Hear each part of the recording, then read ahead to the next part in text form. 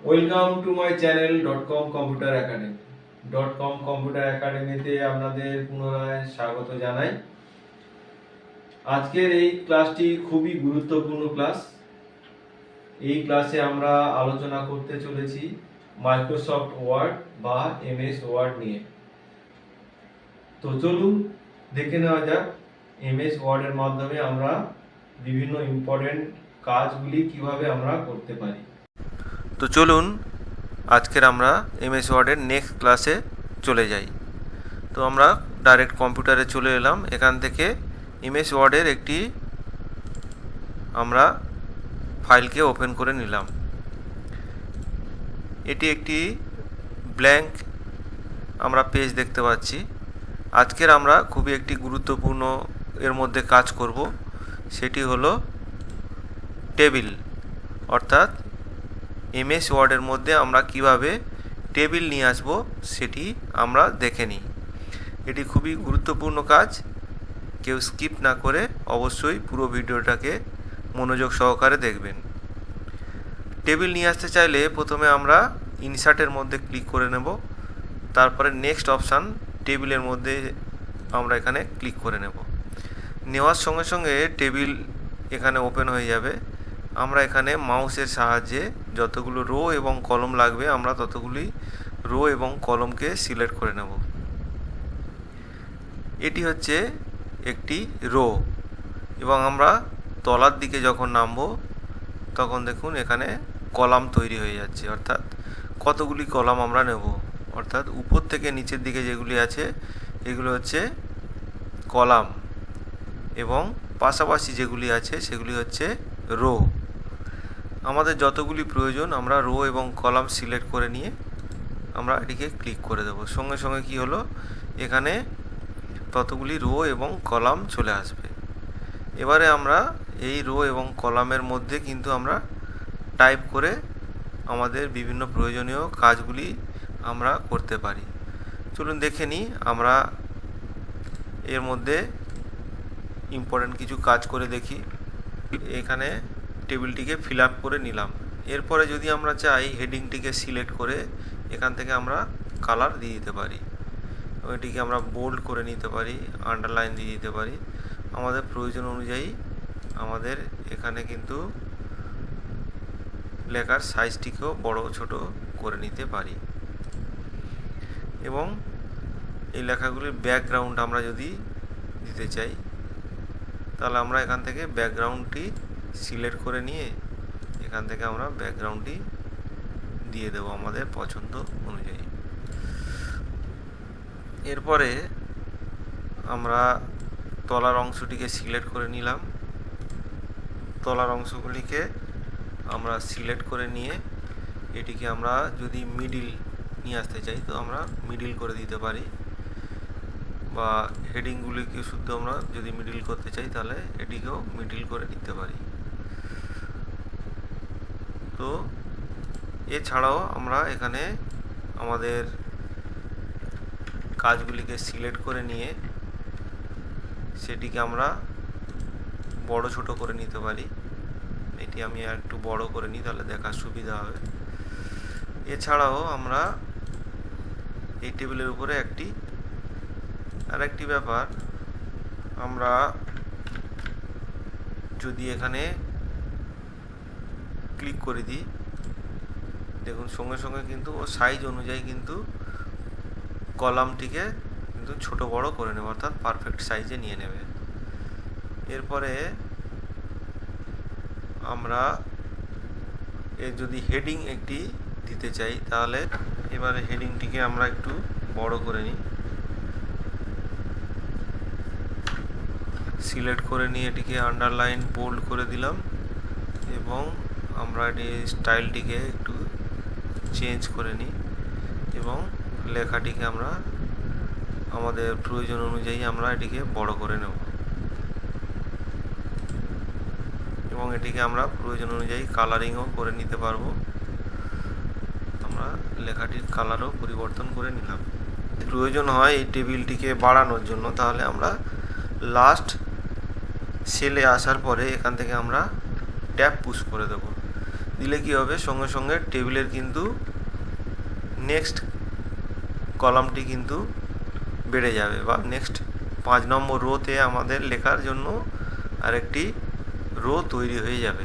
এরপরে আরও যদি চাই তাহলে আবার এখানে গিয়ে ট্যাপ পুশ করে দেবো, সঙ্গে সঙ্গে কিন্তু কত সুন্দরভাবে আমাদের কিন্তু এই টেবিলটি আমরা প্রয়োজন অনুযায়ী বাড়িয়ে নিতে পারবো। তো দেখে নিলাম যে টেবিলটিকে কিভাবে বাড়াতে হয়। এরপরে আমরা এর মধ্যে শুধু আমরা নেক্সট নাম্বারগুলি লিখে আমরা আমাদের টেবিলের কাজগুলি সম্পন্ন করতে পারবো। এছাড়াও টেবিল আমরা অন্য পদ্ধতিতে বানানো দেখে নিই। আমরা ইনসার্ট টেবিলের মধ্যে গিয়ে আমরা তলায় দেখতে পাচ্ছি ইনসার্ট টেবিল বলে একটি অপশান আছে।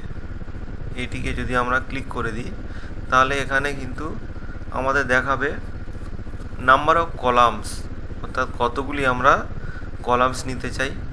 এখানে 5 দেওয়া আছে, আমরা এটিকে কম বেশি করতে পারি। তো আমি এটিকে 5ই রেখে দিলাম। নেক্সট নাম্বার অফ রোজ, অর্থাৎ আমরা কতগুলি রো চাই। তো আমরা এটিকে বাড়িয়ে দিয়ে করে দিলাম 10। তো যদি আমরা এখানে ওকে করে দিই তাহলে সঙ্গে সঙ্গে কী হবে, আমরা দেখতে পাচ্ছি 10টি রো এবং কলাম কটি 1 2 3 4 5, 5টি কলাম এবং 10টি রো কিন্তু অটোমেটিক্যালি এখানে তৈরি হয়ে গেল। তো আমরা এইভাবে কিন্তু নেক্সট অপশানটিকেও আমরা কাজে লাগিয়ে রো এবং কলাম আমাদের প্রয়োজন অনুযায়ী বানিয়ে নিতে পারি অপশানের মাধ্যমে।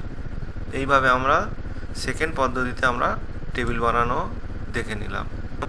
এছাড়াও আমরা টেবিলের নেক্সট অপশানের সাহায্যে কিভাবে টেবিল বানাবো সেটাও দেখে নিই। আমরা চলে এলাম ইনসার্ট, তারপরে আমরা টেবিলে ক্লিক করার পরে তলায় দেখতে পাচ্ছি একটি কুইক টেবিল, এখানে আমরা পেয়ে গেলাম। এই কুইক টেবিলে ক্লিক করার সঙ্গে সঙ্গে এখানে ডান দিকে দেখতে পাচ্ছি আমাদের প্রয়োজন অনুযায়ী অটোমেটিক কিছু টেবিল কিন্তু দেওয়া আছে। আমাদের পছন্দ অনুযায়ী আমরা কিন্তু এই টেবিলগুলিকে ব্যবহার করতে পারি। আমরা যদি এখানে ক্লিক করে দিই তাহলে এই ফরম্যাট অনুযায়ী কিন্তু টেবিলটি আমরা তলায় পেয়ে যাব। সাপোজ এই টেবিলটিকে যদি আমরা এখানে ক্লিক করে দিই সঙ্গে সঙ্গে দেখুন টেবিলটি কিন্তু এখানে চলে এলো। এবার আমাদের প্রয়োজন অনুযায়ী আমরা এই নামগুলিকে কিন্তু আমরা চেঞ্জ করে নিয়ে এটিকে কাজে লাগাতে পারি। সাপোজ এখানে আমরা যদি দিই SL নাম্বার, তো এখানে আমরা সিরিয়াল নাম্বার পেয়ে গেলাম। পরবর্তী অপশানে এইখানে গিয়ে যদি আমরা এটিকে ডিলিট করে দিই, ডিলিট করে দেওয়ার পর এখানে আমরা লিখে দিলাম নেম। এইভাবে আমরা টেবিলটিকে পরিবর্তন করে আমরা এই টেবিলটিকেও আমরা কাজে লাগাতে পারি। আমরা এবারে টেবিলের আরও অন্যান্য কাজগুলি দেখে নিই। এই টেবিলের মধ্যে আমরা প্রথম সেলটিতে রাইট ক্লিক করে দিলাম, দেওয়ার পরে আমরা এখানে বিভিন্ন অপশানগুলি দেখতে পাচ্ছি।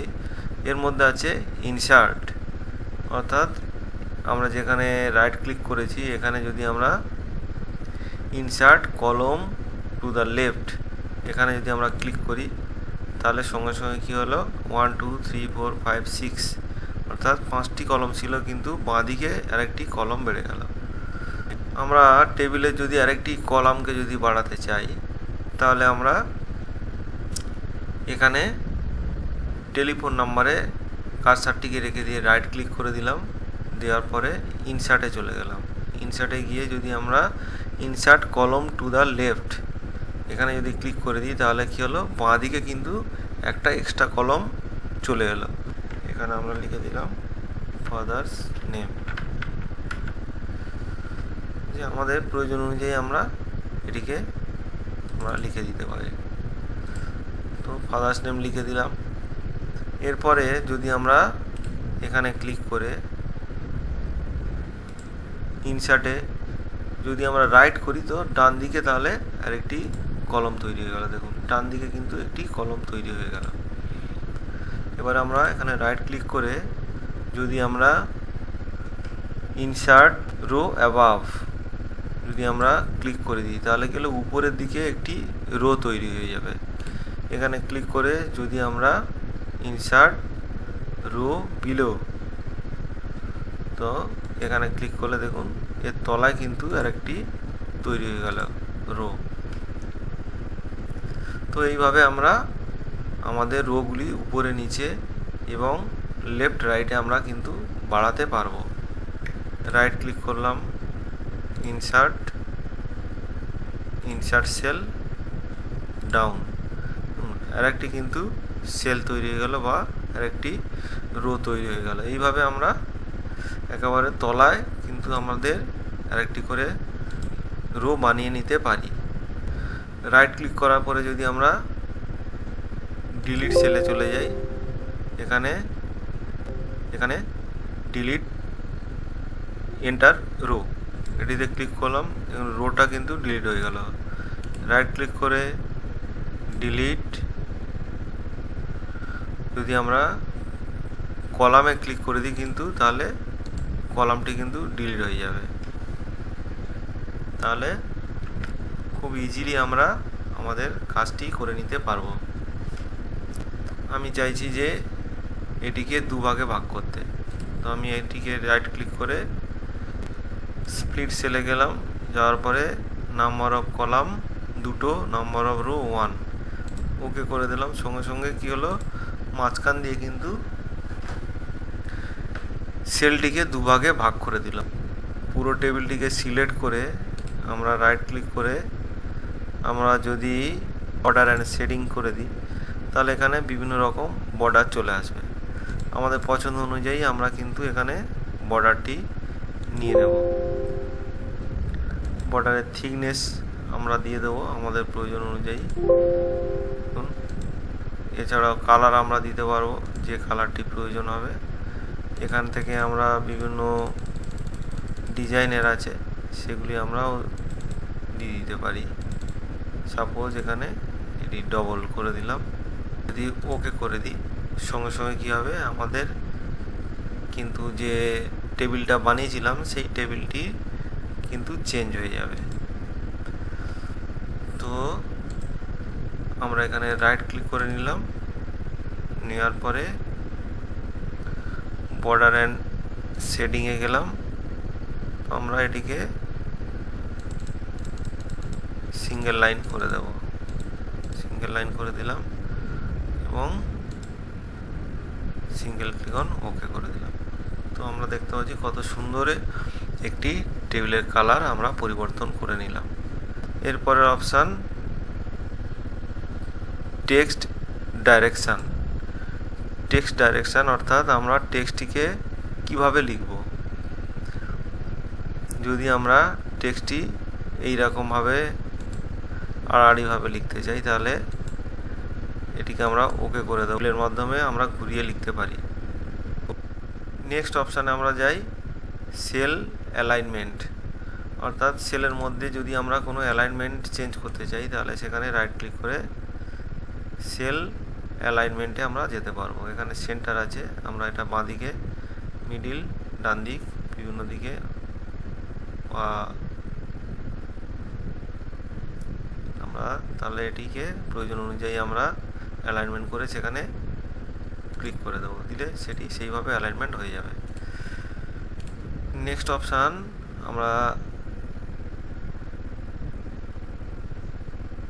অটো ফিট, অর্থাৎ সেটি যদি ছোট বড় থাকে তাহলে আমরা অটো ফিট গিয়ে অটো ফিট টু কন্টেন্টস করে দেবো। সঙ্গে সঙ্গে কী হবে, সেই লেখাটি কিন্তু কন্টেন্টস অনুযায়ী আমাদের ফিট হয়ে যাবে সেলের মধ্যে। নেক্সট অপশান আমরা চলে যাই বুলেটস, অর্থাৎ এই সেলের মধ্যে যদি আমরা কোনো বুলেটস নিয়ে আসতে চাই তাহলে আমরা সেখানে ক্লিক করে দেবো, সেখানে সেই বুলেটটি চলে আসবে। Next option numbering. যদি আমরা নাম্বারিং নিতে চাই তাহলে কোনো একটি সেলের উপরে রাইট ক্লিক করে দিয়ে আমরা এখানে নাম্বারিং করে যে নাম্বার পছন্দ সেই নাম্বারটি দিয়ে দিতে পারব। তাহলে আজকের ক্লাস এই পর্যন্তই। আশা করি আপনারা টেবিলের সমস্ত কাজগুলি বুঝতে পেরেছেন। এই ধরনের ইম্পর্টেন্ট ভিডিওগুলি সর্বপ্রথম দেখতে চাইলে অবশ্যই আমার চ্যানেলটিকে সাবস্ক্রাইব করে রাখুন। দেখা হবে পরবর্তী ভিডিওতে। সবাই ভালো থাকবেন।